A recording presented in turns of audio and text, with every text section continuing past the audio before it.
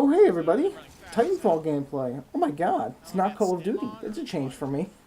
Yeah, the gameplay is not very special. It never is. But hey, it gives you something to watch while I talk for the next few minutes. So yeah, Titanfall. Let's get a little quick intro to Titanfall. I loved it when it came out as a beta. It was a fun game. It was new. It was interesting. But when the actual game came out, it just stopped becoming enjoyable for me. Why? Because I didn't have enough friends on Xbox One to play with me. Every time I wanted to play Titanfall, I at least maybe get one friend or two, but we never have a full lobby. You know how often you get random teammates who just don't know what the heck they're doing on your team? Like, I wouldn't be surprised if they forgot where the joysticks on their controller are half the time. And it's even worse when you've got those people paired up with you, and you're going up against others who are fully organized, who've regenerated like at least 5 times. It just got completely frustrating for me. So what I did was, I went onto the forum website, right? And I actually asked people, hey, if you've got these required like statistics or whatever, you should send me a message so we can party up. And it worked very well because every single time I play the game now, I always have a full lobby, at least 5 or 6 people at least, and it's more fun that way because it's nice to know that you've got a coordinated team who knows what they're doing, who also can communicate with each other. Granted, we don't win every single game, but it's better to lose 1 or 2 games compared to the 12 games in a row you usually lose if you're not paired up with the team. Anyway, let's get to a non-gaming subject, and we'll get back into the gaming subject after this. Always had this on my mind.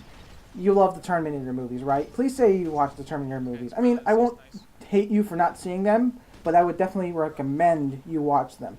The first 2 at least. But the third one, ugh, I hated the third one. I mean, it wasn't incredibly bad, but I still hate it. I mean, granted, the ending for that movie was good, but everything about the third one just lacked flavor from the first 2. I mean, first one had a horror element, you know. Arnold Schwarzenegger was a beast, you know. You didn't want to mess with him. And this was the first time we've ever been introduced to a storyline so incredibly detailed. And then the second one expanded upon that by adding more special effects, more action, more storyline elements, and it was just I personally thought it was a better film. The third one, however, just lacked everything that I mentioned before. Plus, I didn't like how they made the Terminator, like, they tried to make him a comic relief character with the star-shaped glasses and talk through the hand. Oh, that's so funny. No, you should not make a lethal killing machine like a Terminator into comedy relief. James Cameron tried this out in the second one with the whole infamous smiling scene that was added in the special edition. He deleted that scene because of what I mentioned earlier. You shouldn't make somebody who is a deadly killing machine into comic relief. It just ruins the whole mood of the movie. That's why he removed it initially. I mean, granted, some people may like the scene, but that's their option. Alright, let's get on to the main gaming subject. It's kind of a small topic, but it's been debated for years now. It's about the audible footsteps you hear in any first-person shooter game that has them. In my opinion, Halo 2 was the epitome of fun. And the reason why is because there were no footsteps to be heard. You couldn't soundwhore people in Halo 2. And with that being said, it added more of an unpredictable factor, and it added more fun to the game, because if I'm running around constantly, I don't know where anybody is. I gotta rely on my sights. I gotta be aware of my surroundings. I gotta check my corners, you know? Not knowing where people were just added more fun to the game, because when you encounter somebody, you were surprised, you were excited. With Call of Duty games relying on footsteps to be used as an advantage against other players, it just doesn't make things unpredictable anymore. I mean, you know the guy's coming from like a mile away. You're not excited anymore, and it gives too much of an advantage to people who soundwhore, you know, especially the campers. I mean, I know, granted, camping is a legitimate playstyle, but at least with silent footsteps, camping and rushing were equal in regards to their effectiveness and their negatives. You know what's worse about footsteps in general?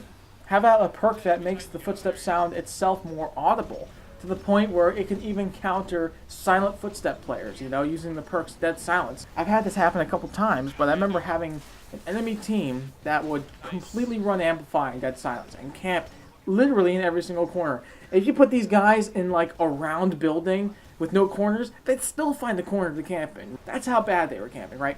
We couldn't do anything to them in regards to trying to avoid them by running around, because even with that silence, amplify counters it so they can hear us coming from 2 miles away. So what we had to do was crouch walk to avoid them. Now people think, oh, well, that's a legitimate tactic. Oh, you just crouch walk to avoid amplify. Problem solved.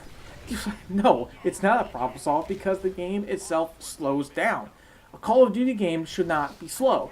It should be pretty fast paced. That's why it's called an arcade shooter.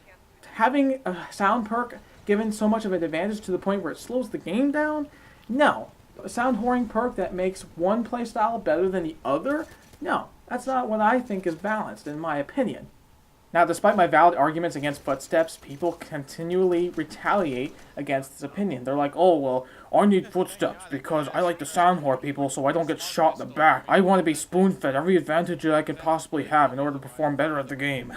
Sorry if that offended some people and I'm being a little satirical, but it's essentially kind of true because people complain about Ghost in Black Ops, if you remember. The Ghost perk, oh, I hate Ghost perk, it's for bitches, blah, blah, blah. Well, I'm sorry people like to use a perk in order to hide from your constant UAV spam, since it's the only reward you could possibly earn, so you could be spoon-fed those red dots. I'm sorry, I ruined your fun.